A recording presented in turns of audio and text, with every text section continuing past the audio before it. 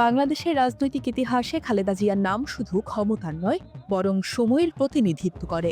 ভোটের রাজনীতিতে জয় পরাজয় নির্ভর করে ভোটারদের সিদ্ধান্তে, আর সেই সিদ্ধান্ত প্রতিবারই বিজয়ী করেছে বেগম খালেদা জিয়াকে। আর তাই একজন রাজনৈতিক নেত্রী হিসেবে কখনো পরাজয়ের মুখ দেখতে হয়নি বাংলাদেশের প্রথম নির্বাচনী নারী প্রধানমন্ত্রী বেগম খালেদা জিয়াকে। ফেনী হোক বা বগুড়া, ঢাকা কিংবা চট্টগ্রাম, লক্ষ্মীপুর অথবা খুলনা, যেখানেই তিনি জনগণের রায়ের জন্য নিজেকে সঁপেছেন, সেখানেই ভোটাররা তাকে দিয়েছে বিজয়ের ম্যান্ডেট। আর তাই বাংলাদেশের নির্বাচনী ইতিহাসে খালেদা জিয়া নিজেই এক অনন্য অধ্যায়। ৫টি জাতীয় সংসদ নির্বাচনে ২৩টি সংসদীয় আসনে প্রতিদ্বন্দ্বিতা করে প্রতিটিতেই পেয়েছেন বিপুল ভোটের ব্যবধানে জয়। অর্থাৎ নির্বাচনে পরাজয় বরণের গল্প তার রাজনীতিতেই নেই। ১৯৯০ সালের গণ অভ্যুত্থান স্বৈরাচার এরশাদের পতনের মধ্য দিয়ে একটি নতুন রাজনৈতিক অধ্যায়ের সূচনা করেছিল। তারপর আসে ১৯৯১ সালের ২৭ ফেব্রুয়ারি, যেদিন অনুষ্ঠিত হয় একটি ঐতিহাসিক নির্বাচন। এই নির্বাচনের আগে অনেকেই ভেবে নিয়েছিল আওয়ামী লীগ ক্ষমতায় আসবে, কিন্তু একটি টেলিভিশন ভাষণ সব হিসাব বদলে দেয়। সেই ভাষণে ছিল না উত্তেজনা, ছিল প্রবল দৃঢ়তা আর বিশ্বাস। এবং আমি চেয়েছি তখন থেকেই যে আমরা সকলে মিলে কাজ করব। সে নির্বাচনে খালেদা জিয়া প্রতিদ্বন্দ্বিতা করেন ৫টি আসনে: বগুড়া ৭, ঢাকা ৫, ঢাকা ৯, ফেনী ১ এবং চট্টগ্রাম ৮। সেবার প্রতিটি আসনই ছিল বিএনপির জন্য কঠিন, আর এই নির্বাচনের ফলাফলের ৫ আসনের ৫টিতেই বিপুল ভোটের ব্যবধানে জয় পান তিনি।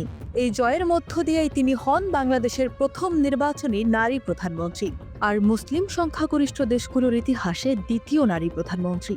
সেই দিনটিতে শুধু সরকারই বদলায়নি, বদলে দিয়েছিল দেশের রাজনীতির ভাষাও। ১৯৯৬ সালের ১৫ই ফেব্রুয়ারি অনুষ্ঠিত হয় আরও একটি জাতীয় নির্বাচন। সেই নির্বাচনেও ফেনী, বগুড়া, সিরাজগঞ্জ, রাজশাহীর আসনে অংশগ্রহণ করেন বেগম খালেদা জিয়া।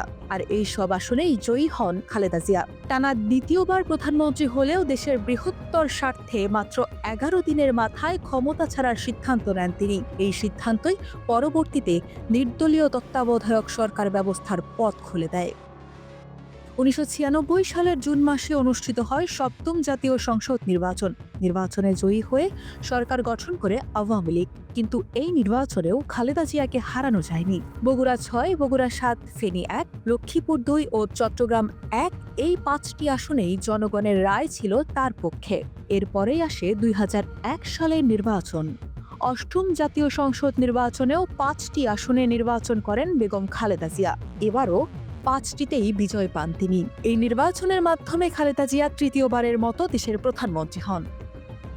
২০০৮ সালে সরকারি সিদ্ধান্ত অনুযায়ী একজন প্রার্থী সর্বোচ্চ ৩টি আসনে নির্বাচন করতে পারবেন বলে জানানো হয়। আর তাই খালেদা জিয়া নির্বাচন করেন বগুড়া ৬, বগুড়া ৭ ও ফেনী ১ আসন থেকেই। ফলাফল আগের মতোই, অর্থাৎ ৩টিতেই জয়।